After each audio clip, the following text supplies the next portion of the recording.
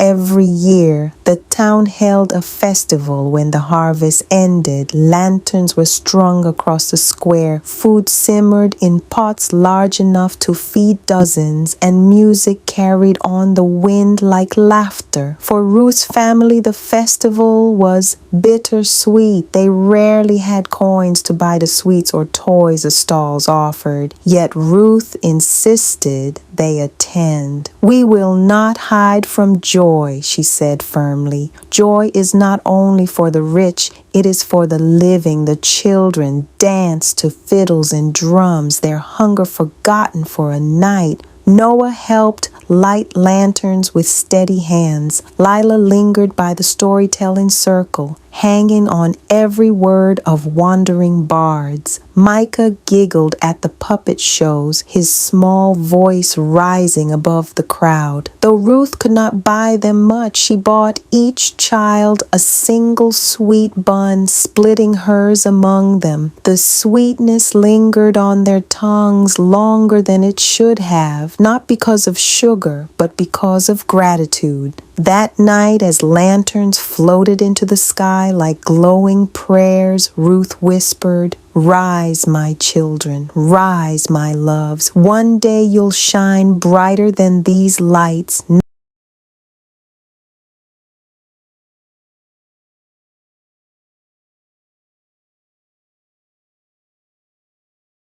Not all seasons brought celebration. One autumn, sickness spread through the town like smoke. Children coughed in classrooms, elders weakened in their chairs, and homes filled with fevered whispers. Micah was the first to fall ill. His body shivered though the nights were still warm, his small chest rattling with each breath. Ruth stayed at his side, dabbing his forehead with cloths, whispering prayers that tangled with her tears. Noah fetched water and herbs. Lila read aloud from the Bible, her voice quivering but steady.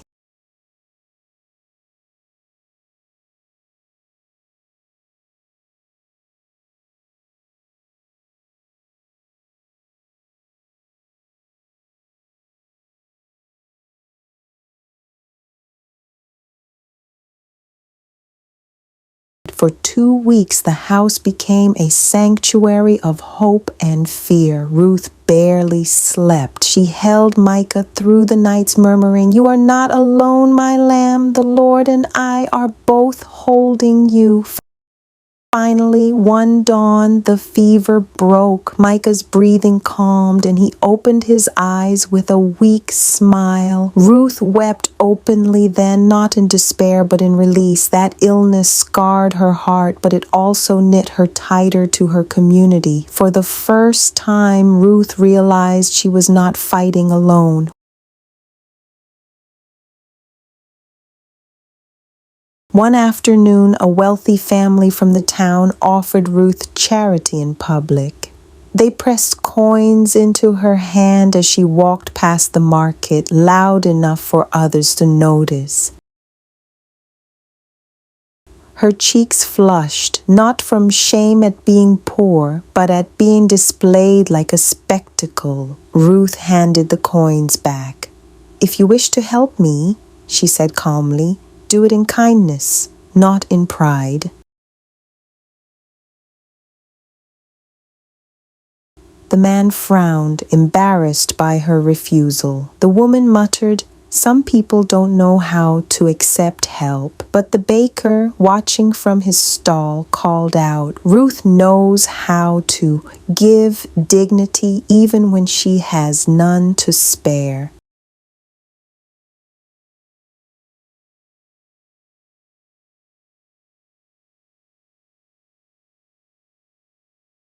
After Micah's recovery, Noah stood taller, his jaw set with new determination. One night, as Ruth mended clothes by candlelight, Noah spoke, "Grandma, I promise you, we won't live like this forever. I'll study harder, work longer. One day you'll rest and we'll provide for you."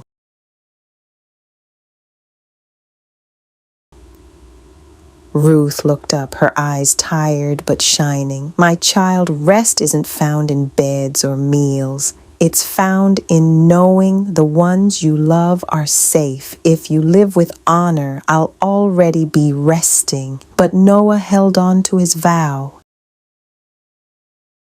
He began staying later after school, borrowing books, working by lamplight until his eyes burned. The burden on his shoulders became a fire in his chest, driving him forward.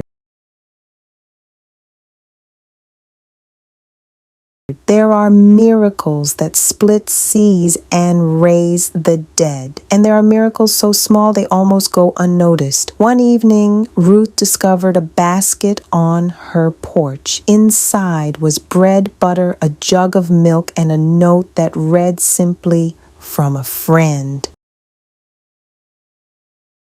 She never learned who left it. She never asked. Instead, she gathered the children and said, "Look, provision arrives when you least expect it. Don't question it. Just give thanks." They bowed their heads together, their voices soft but sure.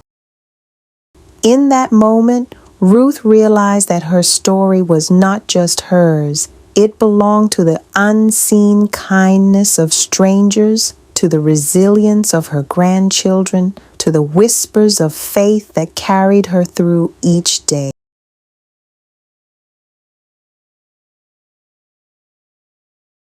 Morning, a letter arrived at the school. It was sealed with an official mark, unusual for a place where letters were as rare as snowfall. The teacher called Noah to the front. "This is for you." Noah's hand shook as he unfolded the paper. Inside was a notice. He had won a scholarship for his diligence and mark.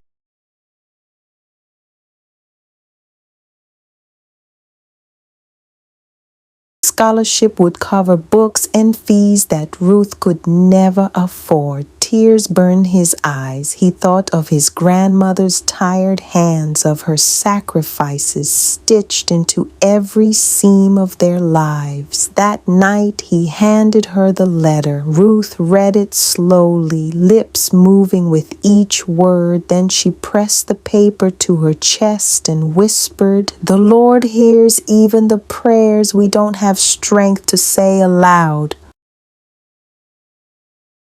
But not everyone was smiling. A few neighbors lingered at the fence whispering. "A girl teaching like a man," one scoffed. "Next thing they'll think they're better than the rest of us," another muttered. Ruth's smile faded as she closed the door, sensing that joy and jealousy had begun to walk side by side.